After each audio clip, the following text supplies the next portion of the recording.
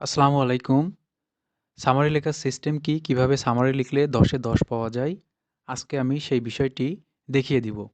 তোমরা যারা এসএসসি বা এইচএসসিতে পড়ছো, তোমাদের সবারই ইংলিশ ফার্স্ট পেপারে এই সামারি অংশটা আছে এবং তোমাদেরকে বলা হয় একটা প্যাসেজ থেকে সামারি লিখতে। ইংরেজিতে সামারি লেখাটা সবথেকে সহজ বিষয়। আমরা এই সামারিটা অনেক সময় অনেকভাবে কঠিন করে ফেলি। কিন্তু এই সামারিটা একেবারেই সহজ করে কিন্তু লিখে ফেলা যায়।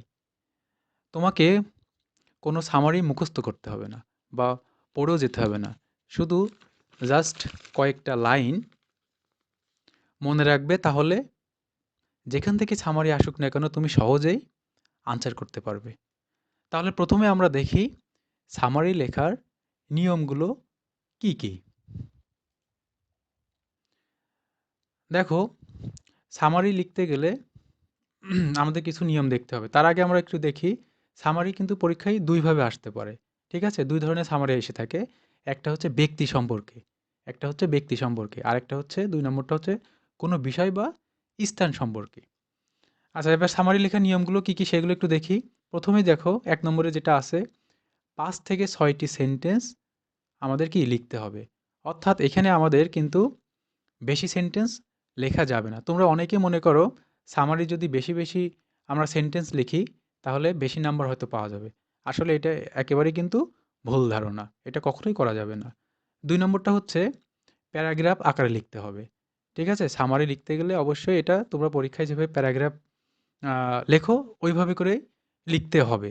এখানে একটা প্যারার বেশি করা যাবে না। অর্থাৎ শুধুমাত্র একটা প্যারা করতে হবে, একাধিক প্যারা করা যাবে না। ৩ নম্বরটা হচ্ছে কোনো নাম্বারিং করা যাবে না।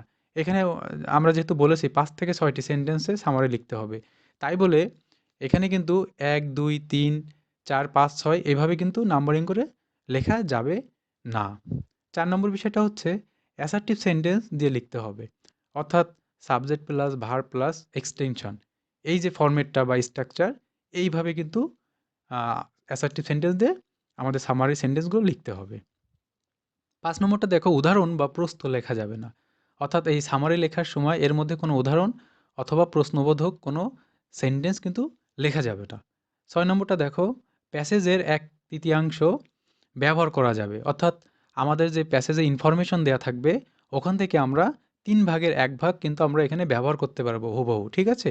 এর বেশি কিন্তু লেখা যাবে না। কিন্তু হুবহু প্যাসেজ থেকে আমরা যদি কপি করি তাহলে কিন্তু ওখান থেকে নাম্বার পাওয়া যাবে না।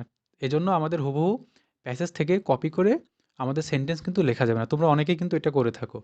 হুবহু ওখান থেকে প্যাসেজ থেকে লিখলে কিন্তু নাম্বার একেবারেই কম হবে। আচ্ছা, ৭ নম্বর যেটা আছে সেটা হচ্ছে নিজের ভাষায় লেখা শুরু করতে হবে। অর্থাৎ আমরা অনেকেই যেটা করি সেটা ১ম এই সেন্টেন্সে যা আ আমাদের প্যাসেজে যা থাকে প্যাসেজটা পড়েই ওই সেন্টেন্স দিয়ে আমরা কিন্তু শুরু করে দিই। এটা কিন্তু কখনোই করা যাবে না। সেন্টেন্সটা আমাদের অবশ্যই ১ম এ আমাদের নিজের ভাষায় ওই সেন্টেন্সটা কিন্তু সামারি সেন্টেন্সটা কিন্তু আমাদের নিজের ভাষায় লেখা শুরু করতে হবে। ঠিক আছে? চলো এবার তাহলে আমরা সামারির ফরম্যাটটা দেখি। সামারিতে ফুল মার্কস পেতে গেলে শুরুটা কিন্তু সুন্দর হতে হবে। শুরুটা সুন্দর হলে এক্সামিনার কিন্তু খুশি হয়ে ফুল মার্কস দিবে। এজন্য আমাদের সামারির ১ম যে সেন্টেন্সটা লিখবো সেটা কিন্তু অবশ্যই, অবশ্যই সুন্দর করে লিখতে হবে। এই জিনিসটা কিন্তু অবশ্যই মাথায় রাখবা। This is the passage or poem. আচ্ছা, দিস ইজ দ্য প্যাসেজ।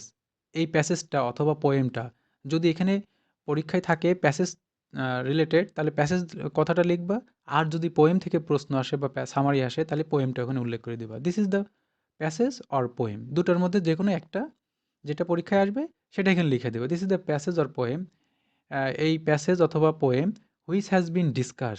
হ্যাঁ? এখানে কি করা হয়েছে? আলোচনা করা হয়েছে। কি সম্পর্কে? About the famous or greatest. এখানে আমরা দ্য ফেমাস অথবা গ্রেটেস্ট বিখ্যাত। অর্থাৎ এখানে আমরা ফেমাস অথবা গ্রেটেস্ট এই ২ টার মধ্যে দেখো অবলিক দেওয়া আছে কিন্তু। এই ২ টার মধ্যে যেকোনো আমরা একটা অ্যাডজেক্টিভ নেব।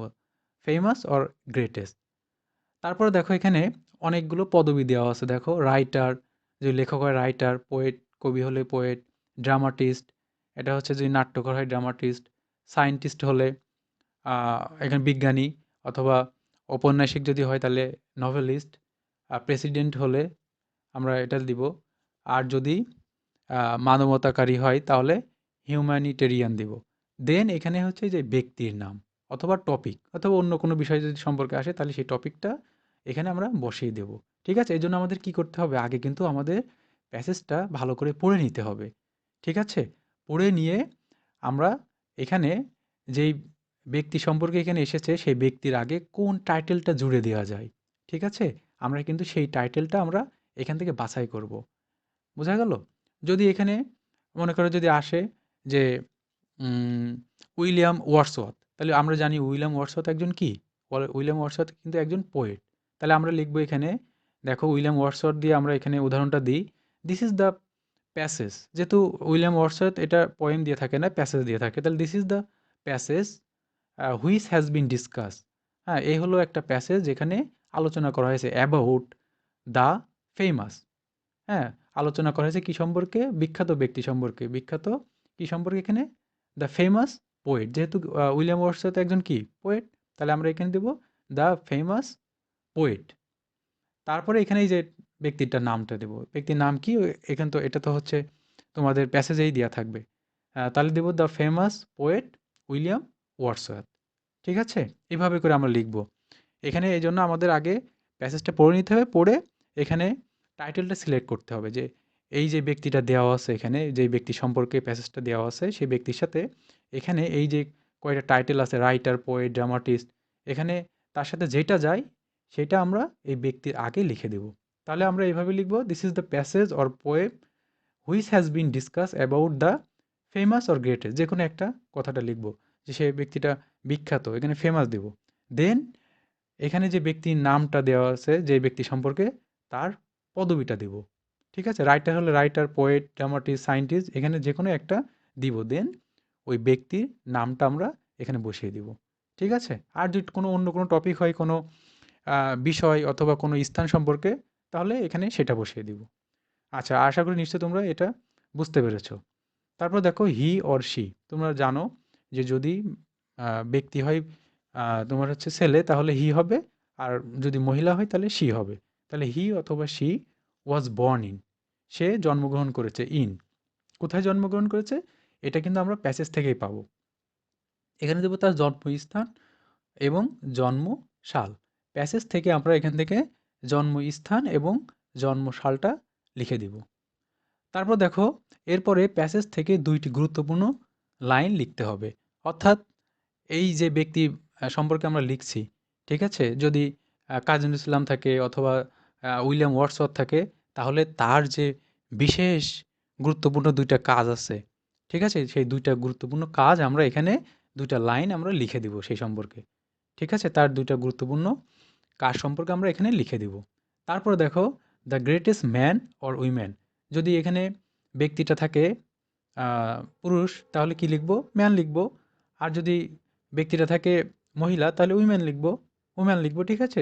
তাহলে দ্য গ্রেটেস্ট ম্যান অথবা woman of all time had died. অর্থাৎ সর্বকালের এই মানুষটি হ্যাড ডাইড, মারা গিয়েছে। কত সালে মারা গেছে? এই যে মৃত্যু এখানে স্থানটা লিখব আগে, তারপর মৃত্যু সালটা লিখব। এটাও কিন্তু প্যাসেজে দেয়া থাকবে, প্যাসেজ থেকে খুঁজে এই মৃত্যু স্থান কোথায় মারা গেছে এবং কত সালে মারা গেছে এটা আমরা এখানে লিখে দেব। তারপরে যে শেষ লাইনটা আমরা লিখব দেখো, সেটা হলো from this passage or poem. অর্থাৎ এই প্যাসেজ থেকে, যদি প্যাসেজ থাকে তাহলে প্যাসেজ লিখব, আর যদি পোয়েম থাকে তাহলে পোয়েমের কথাটা লিখব। From this passage or poem we can learn, আমরা জানলাম, আমরা শিখলাম অ্যান্ড নো এবং জানলাম মেনি থিংস, অনেক বিষয়, which will be useful in our future life, যেটা আমাদের ভবিষ্যতের জন্য খুবই কী হবে? উপকারী হবে, খুবই কার্যকর হবে। ঠিক আছে? তাহলে আমরা শেষের লাইনটা লিখব ফ্রম দিস প্যাসেজ, প্যাসেজ হলে প্যাসেজ, আর যদি কবিতা হয় তাহলে লিখব poem. From this passage or poem we can learn, আমরা অনেক কিছু শিখলাম, অ্যান্ড নো এবং জানলাম মেনি থিংস। ঠিক আছে? Which will be useful in our future life, যেটা আমাদের ভবিষ্যতের জীবনের জন্য খুবই উপকারী হবে। আশা করি এই সামারি ফরম্যাটটা মুখস্থ করে তোমরা যে কোনো ধরনের সামারি লিখতে পারবে। সবাইকে ধন্যবাদ। আল্লাহ হাফেজ।